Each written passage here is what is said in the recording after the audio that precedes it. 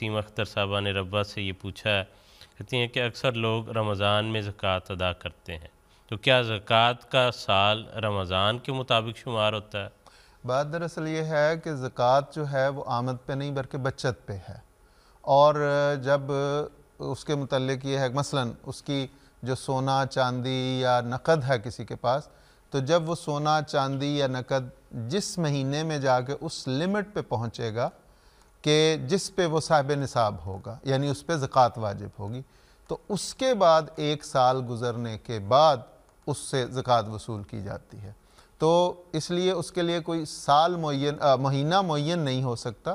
कि जिस वक़्त कोई साहिब निसाब हुआ उस पर जब साल, इसीलिए फ़ुक़हा ने हाला अलैहिल हौल का जो इस्तिलाह इस्तेमाल की है कि जब वो एक साल उस पर पूरा हो जाए उस बचत पर, तो फिर उसमें से 2.5% ज़कात दे दी जाए। दूसरा है फसलों का, वो इंसान जब फसल कट के आती है और वो निसाब के मुताबिक है तो वो उस वक़्त उस पर दी जाएगी, इसलिए उसके लिए भी कोई महीना मुकर्रर नहीं किया जा सकता। हाँ, एक सूरत ऐसी है कि मसलन किसी का कारोबार है, तिजारत है, तो उसके लिए वो चूँकि उसने अपने साल के बाद अपने अखराजात और अपने मुनाफे और अपना सारा हिसाब करना होता है, तो उसके लिए वो कोई भी एक महीना मुकर्रर कर सकता है साल में। वो रमज़ान भी मुकर्रर कर सकता है, 1 जनवरी भी मुकर्रर कर सकता है, 30 जून के बाद जुलाई का महीना भी, मुख्तलिफ जो भी उसको सहूलत है उसके मुताबिक वो उस हिस्से के लिए मुकर्रर कर ले, और जब हर साल के बाद अपने कारोबार का